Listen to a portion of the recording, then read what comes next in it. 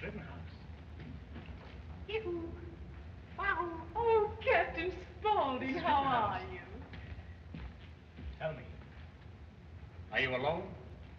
Captain, I don't understand. What, you don't understand being alone? Don't give me that innocent stuff or you'll be alone. Well, A big cluck like you turning cute on me. Mrs. Rittenhouse. yes. Oh, pardon me. You've been affected like this yourself, haven't you, at times? No, Captain. Well, you will be. Mrs. Rittenhouse, ever since I've met you, I've swept you off my feet. Something has been throbbing within me. Oh, it's been beating like the incessant tom-tom in the primitive jungle. Something that I must ask you. What is it, Captain? Would you wash out a pair of socks for me? Captain, I'm surprised. Well, it may be a surprise to you, but it's been on my mind for weeks. It's just my way of telling you that I love you, that's all. I love you. Captain, I've Mrs. often Whitehead. thought of you. I beg your pardon. There's never been... I beg your pardon. Am I intruding? Are you intruding? Just when I had her on the 5-yard line. I should say you are intruding. I should say you are intruding, pardon me. I was using the subjunctive instead of the past tense. Yes, we're away past tense. We're living in bungalows now. This is a mechanical age, of course. Mrs. Whitehead, you haven't met Captain Spaulding, have you? Why, no, I haven't. How are you? How are you? I'm fine, thank you. And how are you? And how are you? That leaves you one up. Did anyone ever tell you you had beautiful eyes? No. Well, you have. And so have you. He shot her a glance. As a smile played around his lips. Yes, I don't think I've ever seen 4 more beautiful eyes in my life. Well, 3 anyway. You know, you 2 girls have everything. You're tall and short and slim and stout and blonde and brunette.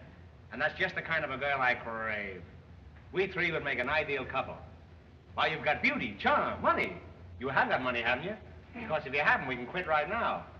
The captain is charming, isn't he? I'm fascinated. I'm fascinated, too. Right on the arm. Fascinated. Wham-wham. If I were Eugene O'Neill, I could tell you what I really think of you 2. You know, you're very fortunate the Theater Guild isn't putting this on. And so is the Guild. Pardon me while I have a strange interlude. Why, you couple of baboons? What makes you think I'd marry either one of you? Strange how the wind blows tonight. It has a thin, airy voice that reminds me of poor old Marsden. How happy I could be with either of these 2 if both of them just went away. Well, what do you say, girls? What do you say? Will you marry me? But, Captain, which one of us? Both of you. Let's all get married. This is my party. Party. Party. Here I am talking of parties. I came down here for a party. What happens? Nothing. Not even ice cream. The gods look down and laugh. This would be a better world for children if the parents had to eat the spinach. Well, what do you say, girls? What do you say? Are we all going to get married? All of us? All of us. But that's bigamy. Yes, and it's big of me, too. It's big of all of us. Let's be big for a change.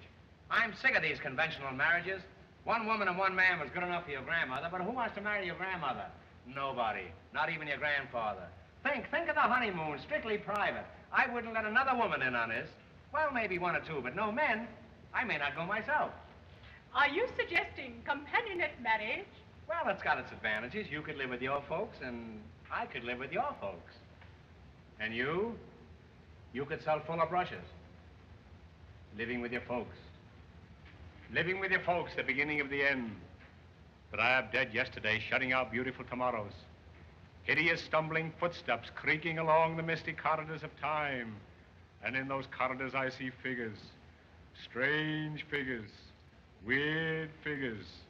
Steel 186, Anaconda 74, American Can 138. Well, let's see, where were we? Oh, yes, we were about to get married. Well, what do you think? Do you think we really ought to get married? I think marriage is a very noble institution. It's the foundation of the American home. Yes, but the trouble is you can't enforce it. It was put over on the American people while our boys were over there. And while our girls were over here. You know that I've been waiting at the bottom of these stairs for years for just such a moment as this?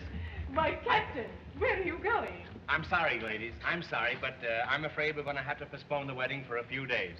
Maybe for a few years. Before I get married, I'm going to sow a couple of wild oats.